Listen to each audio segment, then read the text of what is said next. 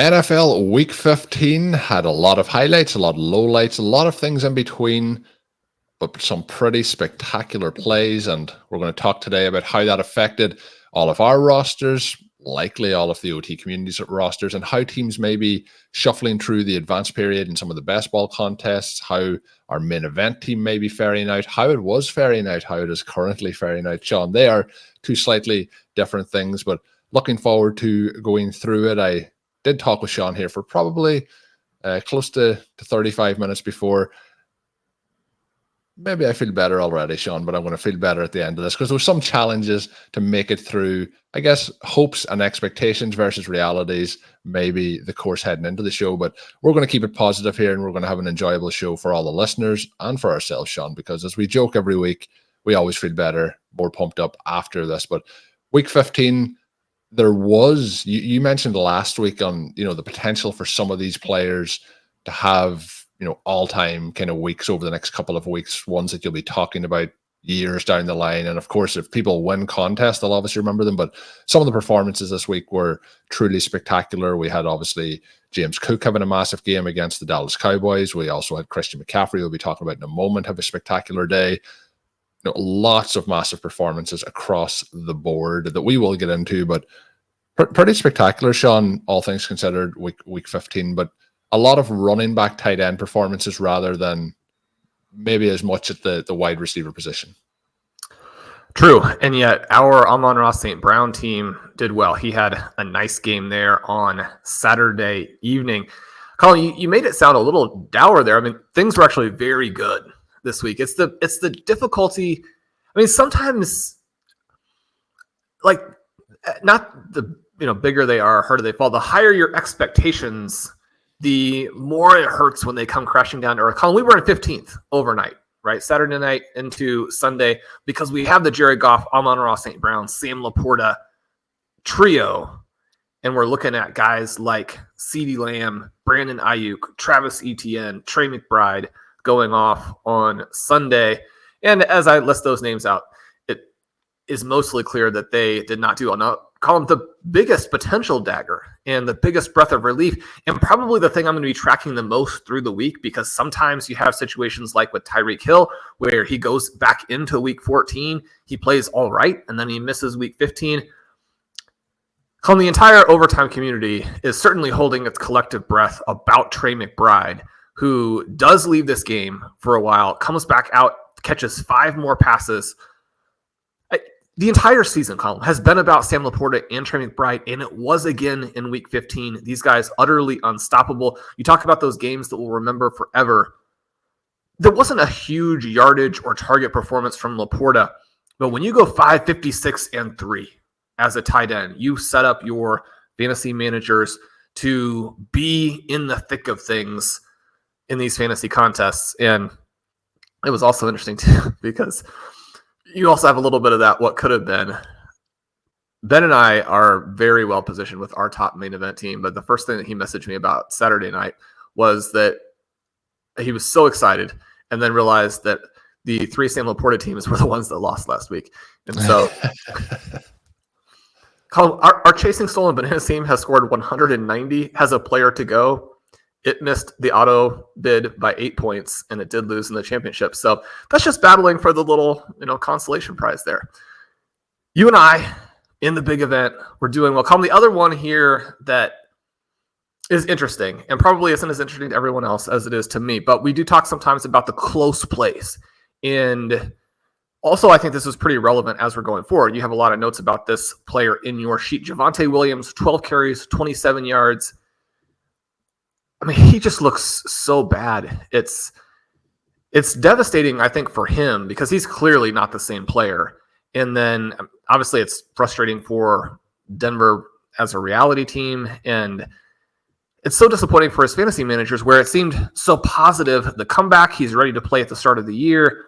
This is one of those situations where the player does have a good initial comeback, and yet we're now really looking to 2024 for the explosiveness. I think if you've held him in Dynasty, I mean, it's not that he can't come back and still be a very meaningful player for you, but I do think the window now has somewhat closed in terms of getting that post-injury bounce price.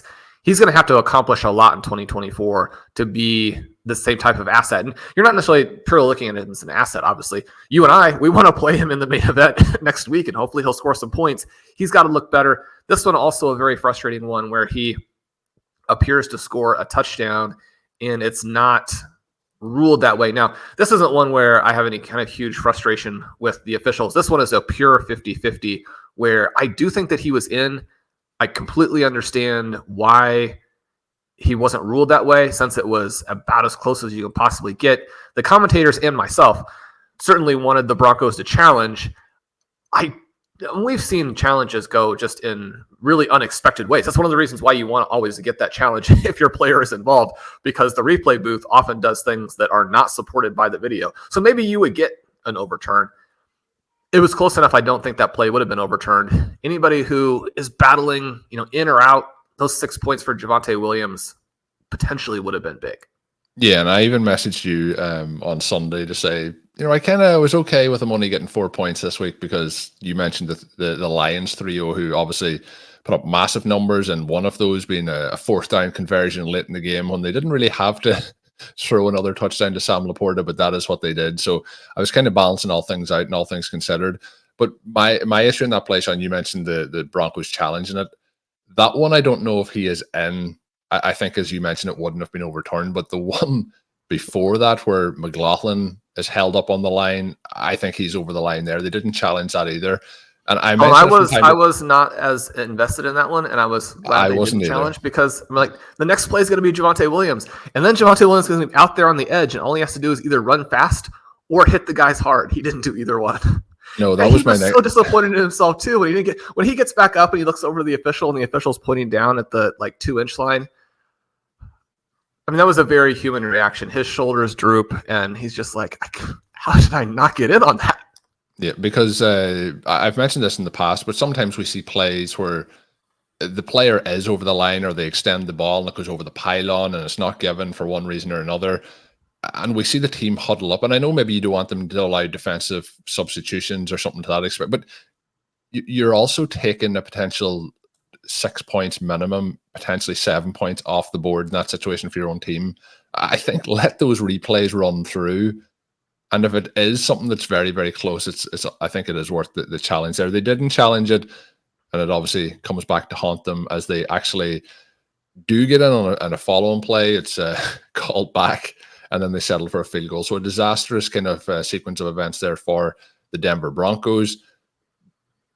The other thing, Shawn, that you mentioned there that I was going to say is it shouldn't have been a conversation point. Javonte Williams has to get in on that play. He is one-on-one. There's a blocker on his left-hand side. He probably on that play should be going for the pylon rather than into the end zone. And then when he lowers the shoulder, it wasn't enough to get over the line. So the part there that you mentioned, with his performance over the last stretch here, it feels like coming back from that injury that he may have hit a wall at a point of his season here.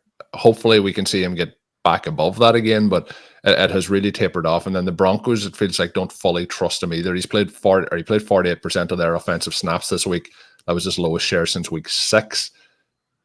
This was a tough blow for Williams managers. On the other side, though, I mentioned the late touchdown for LaPorta. Fantastic game here for Jared Goff. Lots of points going all around the Detroit Lions offense here. So positive for them as they get back to winning ways. Shawn, the player that I was going to mention to kick things off, but we went in a direction which I think was pretty fun there with the Lions conversation. We don't often get the Saturday night games, so we wanted to dive into those. But the 49ers get the win on the road against the Cardinals. 45-29, this one finishes up. I know the Bills are charging at the moment with their win over the Cowboys, but it is really tough to look past this San Francisco 49ers team and say that they are not the best team in the NFL at the moment. For me, I feel like they're my call here for the Super Bowl as we move forward towards the playoffs. But Brock Purdy, 4 touchdowns for him, 242 yards. A lot of conversation around who should be the NFL MVP. Is it Christian McCaffrey? Is Brock Purdy even the MVP on his own team? But he is making some very, very nice plays that they do look like, most people could make them, but I don't think that is the case. Another one here in this game being the second touchdown to Deebo Samuel in a place where no defender is an opportunity to get it. It's a great play by Samuel, but Brock Purdy is doing some really nice things in this offense. Christian McCaffrey, though, 18 carries, 115 yards, a touchdown for him. He also goes 5 for 72 and 2 touchdowns. One which he's wide open where Purdy throws it to him. He goes to the ground, he gets up, and he can run into the end zone. So CMC, Shawn, part of one of our best ball teams over the FFPC that is looking like it's going to sneak through without, in first place in that league without something spectacular happening here on Monday Night Football. But we needed every one of those points that he put up in that particular contest. George Kittle, 2 for 54. Samuel, who I mentioned, 4 receptions, 48 yards, 2 touchdowns. Aiyuk with a quiet day has the 5 targets, 3 for 37 for him. But the note on Samuel that I wanted to mention here, Shawn, when we're on that topic, on his last 3 games, he has 20 total touches. He has 7 touchdowns. Probably not sustainable, you would say, but with Deebo Samuel, it feels like that's what he does.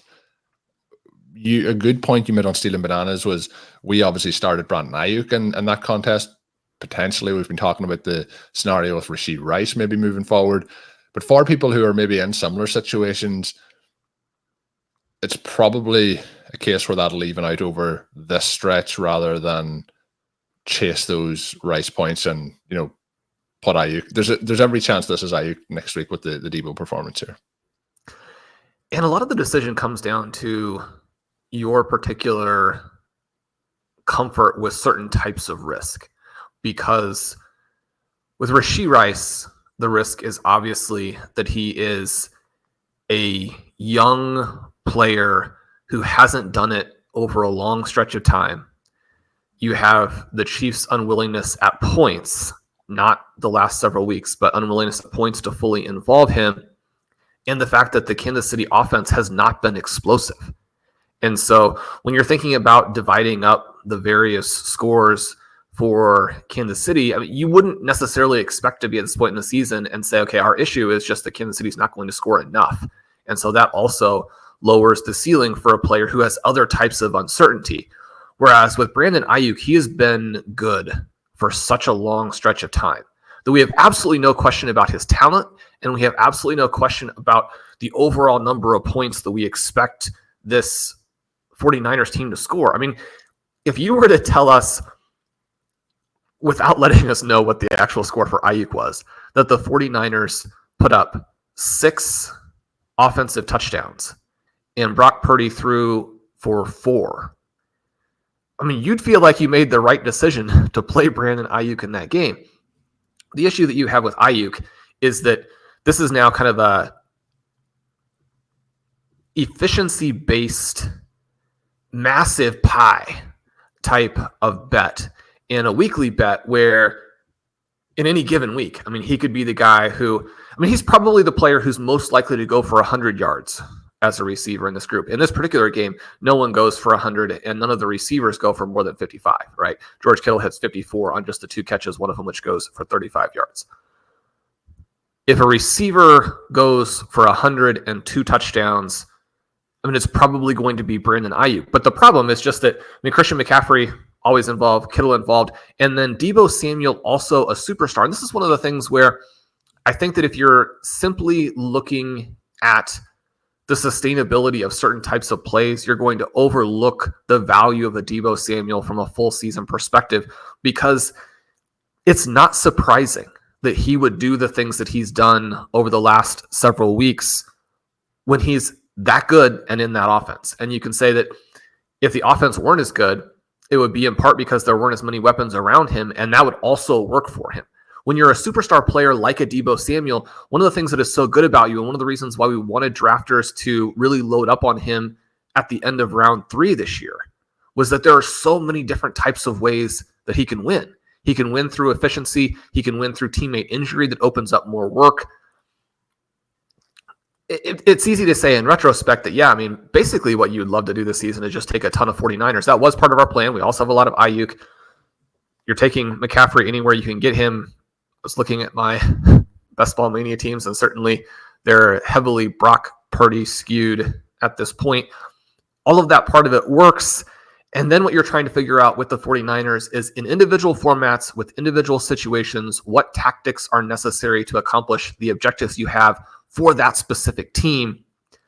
So now we have to continue to, work with this element going forward. One of the things that we do have to consider is if we want to risk flipping guys, getting the down week from Rice, missing out on the Rice points.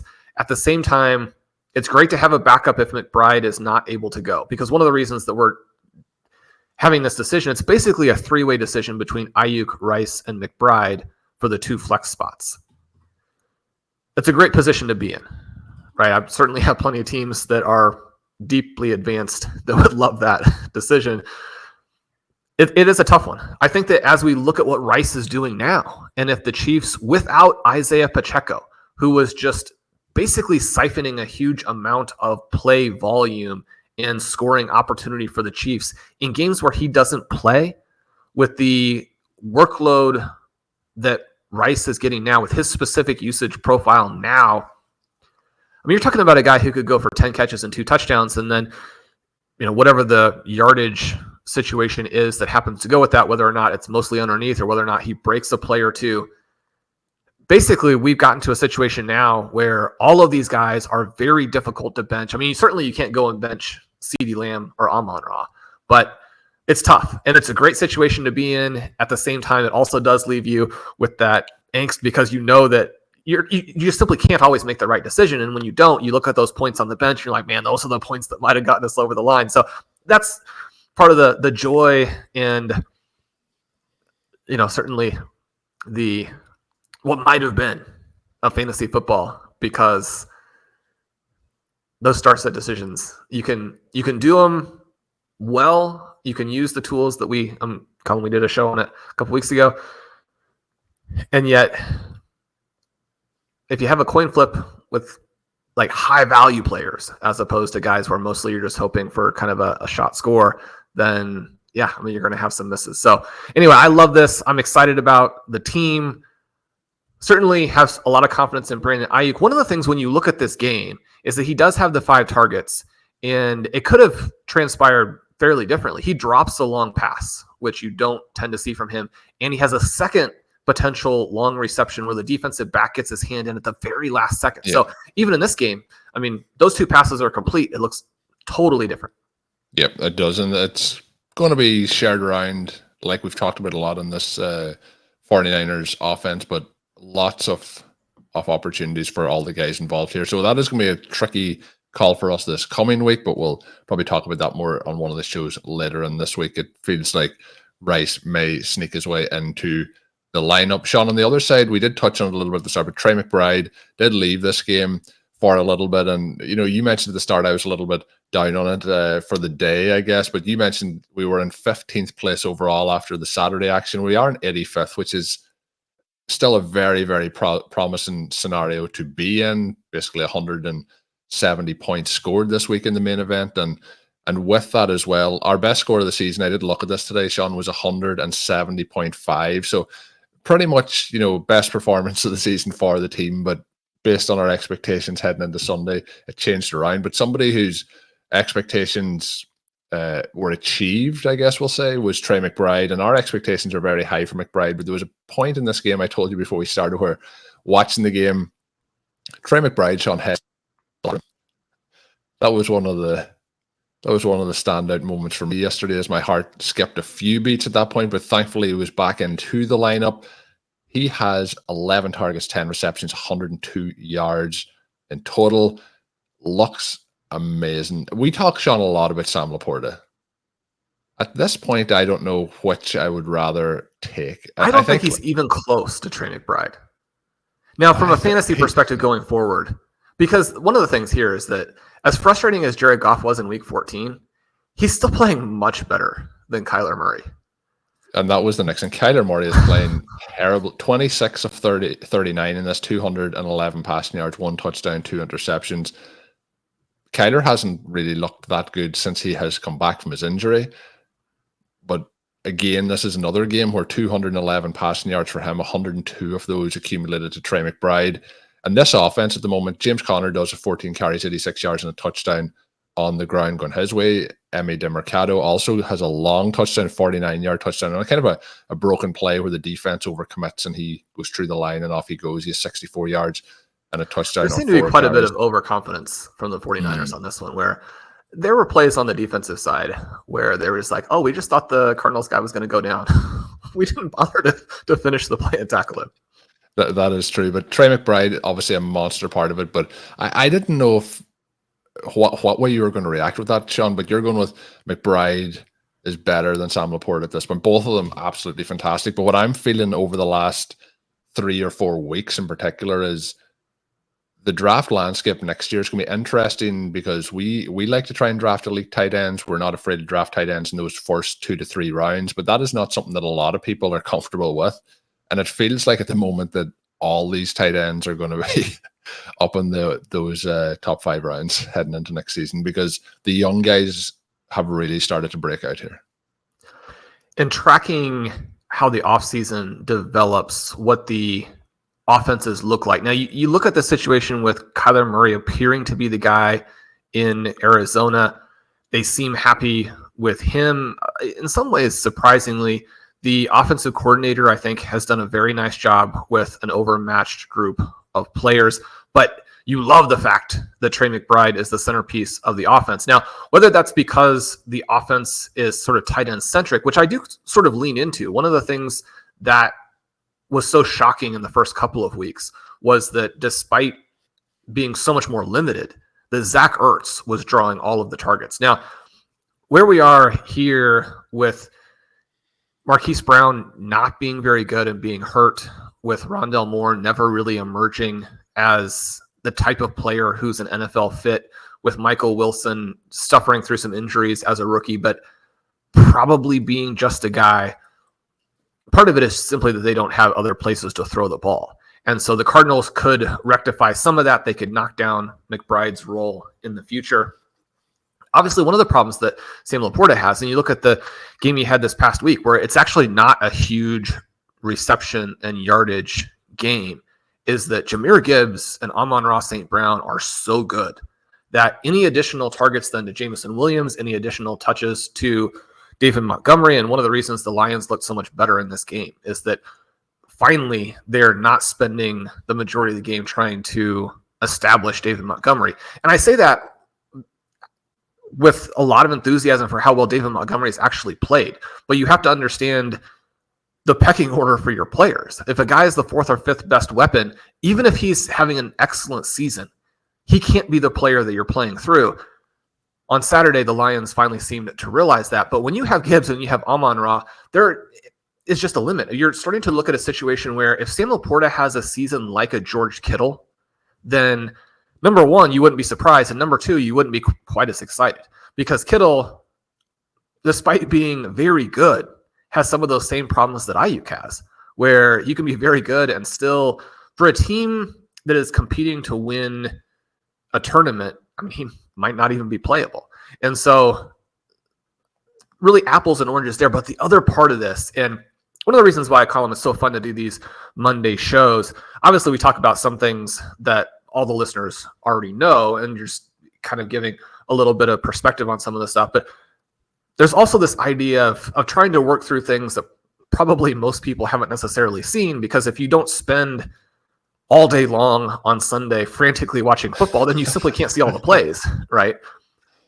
And if you didn't have players in 49ers Cardinals, this might not be a game that you spend a lot of time with because you're expecting the 49ers to win in a rout, which they did. The receptions in this game by Trey McBride over and over are astonishing. He is having to rise up, and he's plucking balls out of the air that are both over defenders. Yeah, over defenders. Defenders are closer to the ball than he is. The ball is over his head and offline, and he's getting two hands on the ball. One of the things that you do see a lot in the NFL is that because of the coverage that a play like the Odell Beckham play, like some of the George Pickens plays, because they justifiably, because they're great catches and the visual is so amazing that you're going to put that out there over and over and over again. There is some incentive for players on balls that are off target to try and make crazy catches as opposed to simply make the catch. Trey McBride is getting both hands on balls that are nowhere close to him. And he's pulling them down, fighting through defenders. On one of these, it was a 3rd and 6. He goes up in the air over a defender, pulls the ball down, lands on, gets both feet under him, and then plunges forward and reaches the ball across the line. Then he gets up and celebrates. And this is a guy with a ton of energy, which again is one of the reasons why I was like, Shawn, that they didn't start the season with him. I mean, you've got this guy, and you started the season with Zach Ertz. It's crazy to me, but the Cardinals are in a great place with it now. I mean, Trey McBride, he's one of the 5 most exciting players in football, but he's on the Cardinals. So most people, unless you have a reason to, are not seeing this. That play you're on about, that was after he came out of the locker room with the shoulder issue, and he really put effort into how pumped up he was to celebrate there. And I was thinking, watch your shoulder, don't hurt your shoulder. You're worried that the double flex. Yeah, he was going to strain a little bit further. But that when play, he reaches that ball out across the first down line, are you worried his arm is just going to pop? No, I was off? okay at that. I was okay at that point. I was hoping he was going to be able to extend it all the way to the end zone. But even on that play, the effort and the IQ in terms of football IQ to try and extend it out like that, we obviously seen one of the most impressive touchdown. You mentioned Odell Beckham, but the T. Higgins touchdown for the Bengals this week, where he reaches out, just such a incredible heads up effort. There's not many players who are going to go through the motion and think to attempt that. But with Trey McBride, every time he's making one of these plays, it feels like he is trying to think those. And I'm not saying players aren't thinking multiple steps ahead with all these plays, but he also has a catch where he's going towards the sideline and he's trying to stay in bounds. He toe taps for about 5 extra yards, but after it he is so disappointed with himself that he hasn't taken it all the way to the end zone. For a player, you talk sometimes about his athleticism and the metrics there. For a player of his size to be toe tapping down the sideline and changing direction like that, just a phenomenal athlete. So I am very excited about that. Shawn, you might need to help me with excitement levels on the next one, because I know this is a player that both of us, the OT community, are heavily invested in. We were hoping for a shootout in the LA Rams versus the Washington Commanders. We didn't quite get it in the way that we thought. Matthew Stafford, though, looking really good here. Cooper Kupp gets wide open on a busted coverage for a deep touchdown. We've seen the Commanders have some issues with those. We've seen it with Tyreek Hill a couple of weeks ago, where once those wide receivers run past 25 yards, they forget to cover them. But a nice throw, nice catch there by Kupp, takes it into the end zone. We get Kyren Williams again looking good. But I guess the talking point here, Shawn, is the quarterback change for the Commanders. 9:05 left in the fourth quarter, is 28-7 at that point. You have a second-year quarterback. There has been conversations around sometimes he, wants to make the play even if the play is not there. That kind of live to see another day side of things. So the Rams were putting a lot of pressure on them. They had their ears pinned back. And that's kind of the reason that Ron Rivera has given for making that change. But immediately we have the quarterback change, and we have Jacoby Brissett come in, kind of scores an instant touchdown. Things starting to look better for them at that point. But after the game, Rivera responding that Howell is obviously the starting quarterback the rest of the way. But for myself, yourself, starting them in some of our Superflex formats, it was a big blow to the Week 15 scoring, obviously. But how did you feel about the change? It was a case that this was a day where it was not working out for Howell in there, but I was still surprised at the change coming.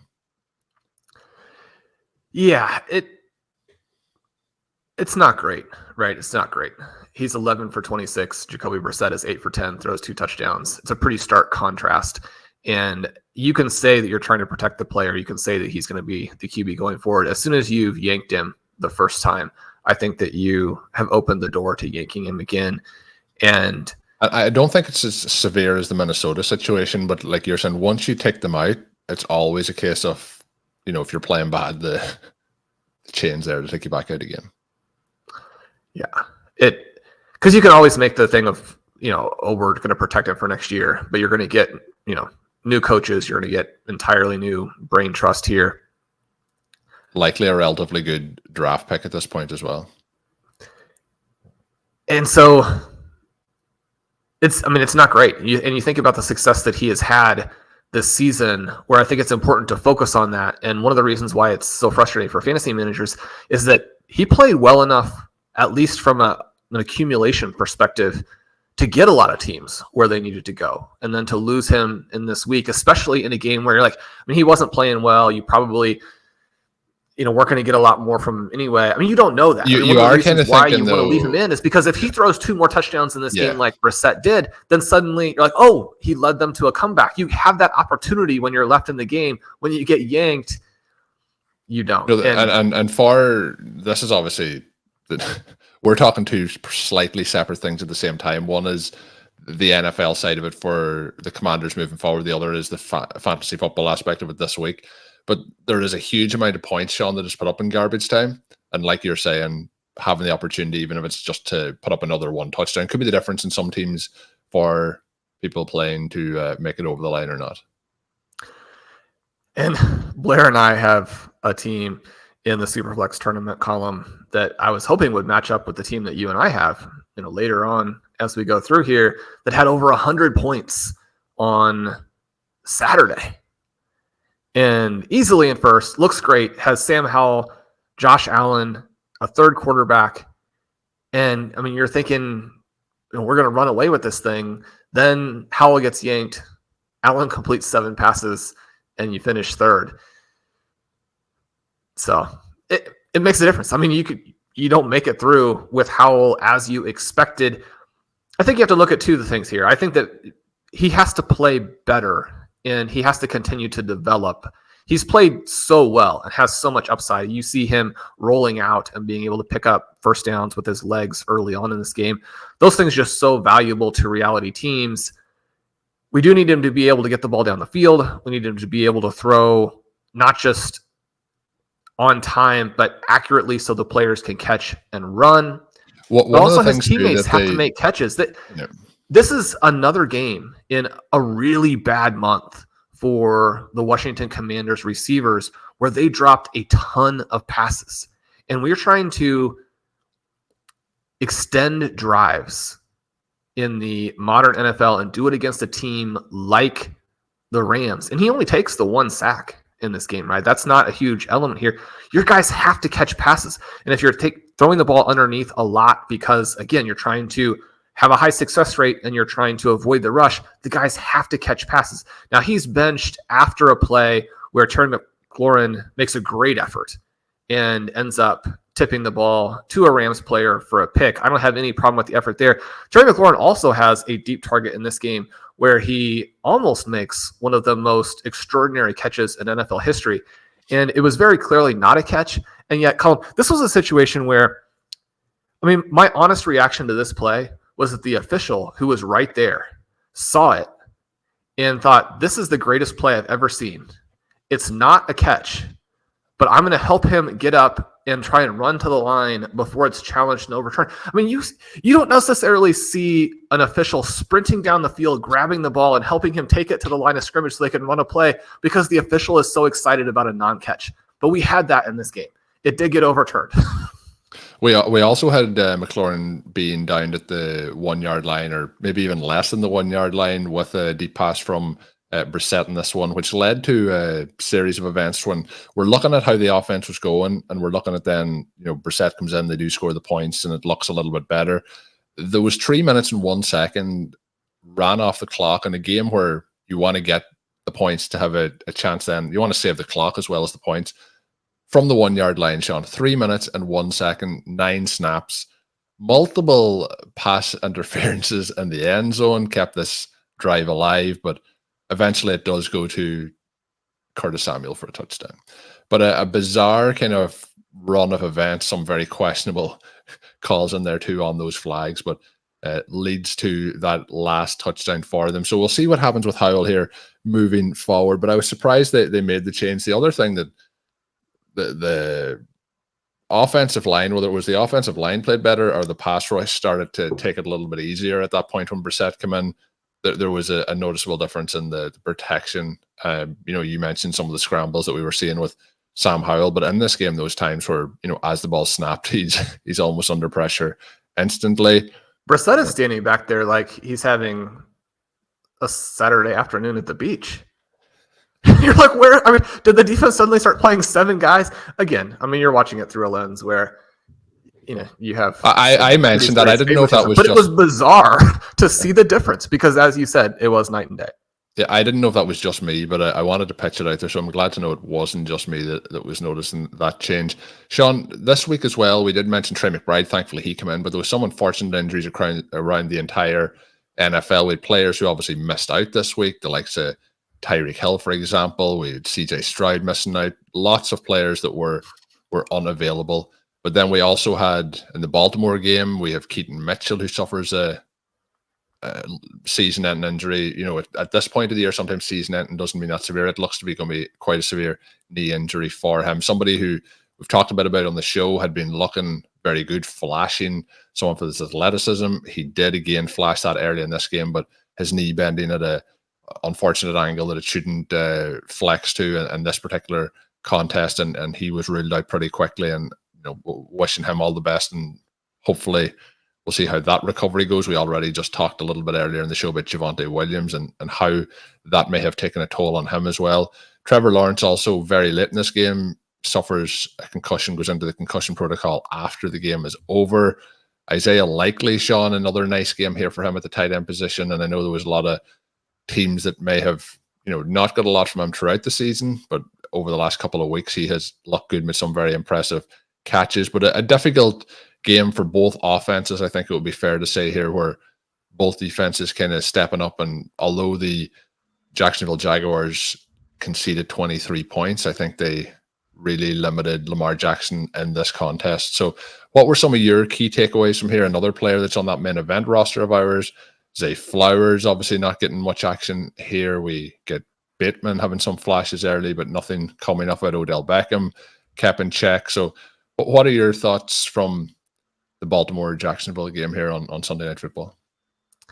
Yeah, at one point you have commentary that the Ravens have morphed into a pass-oriented team, which is very clearly a denial of reality sort of statement. You have Lamar Jackson really struggling as a passer, and yet it doesn't matter because his 12 for 97, and just every week you see him as perhaps the best player in the entire NFL with the ball in his hands. Now, you put him in space, I would still prefer to have a Jahmyr Gibbs, probably a Breece Hall, certainly a Tyreek Hill. But what Lamar Jackson does is astonishing.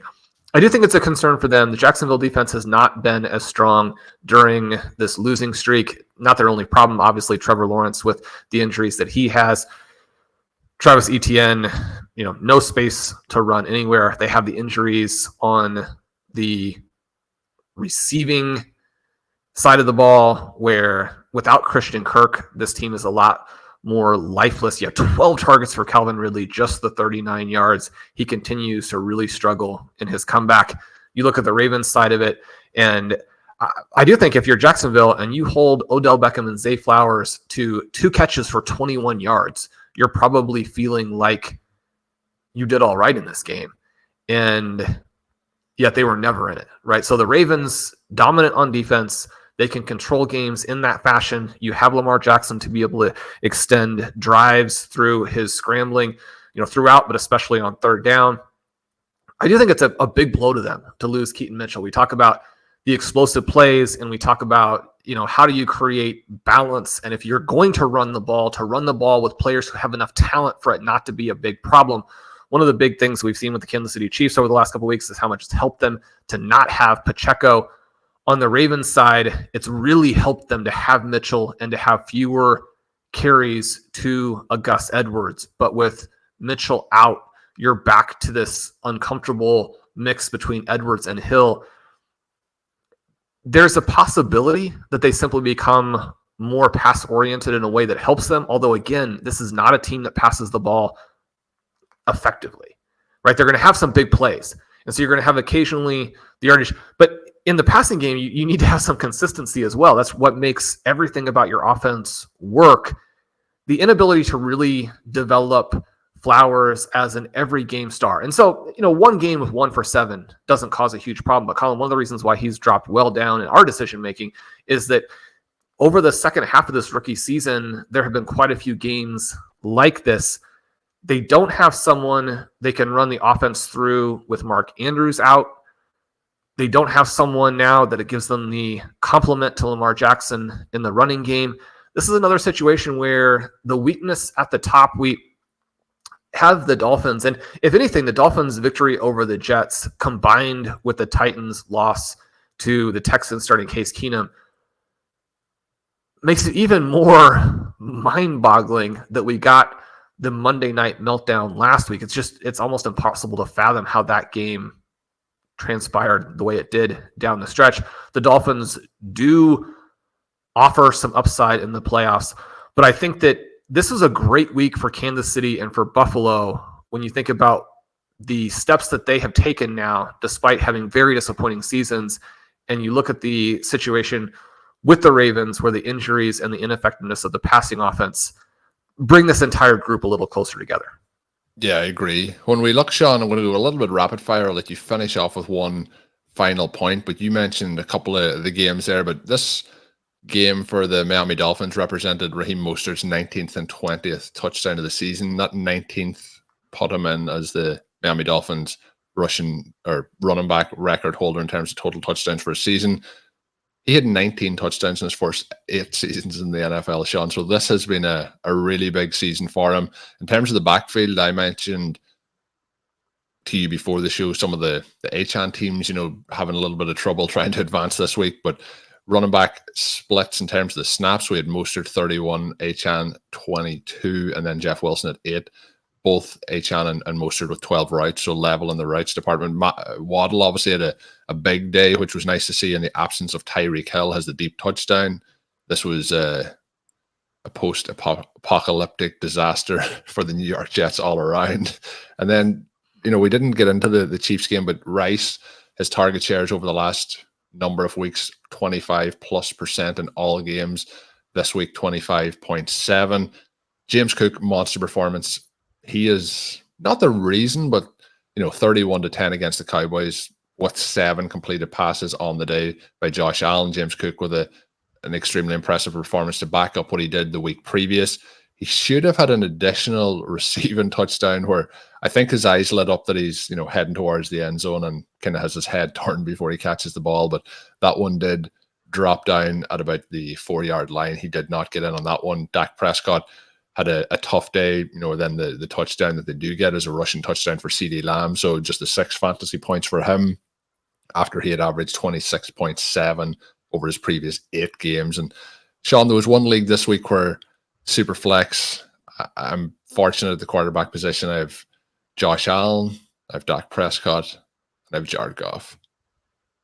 Jared Goff was on the bench this week out of those 3 options, which obviously he had his impressive night on Saturday night. And the other one to mention is that the Packers defense really did crumble against the Tampa Bay Buccaneers.